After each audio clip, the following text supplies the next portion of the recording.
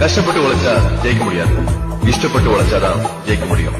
செய்யற வேலைய விரும்பி பண்ணும். நேற்றென்பது முடிந்தது நினைவில் இல்லை, நான் நாளைக்கு நடப்பதை நினைப்பதில்லை.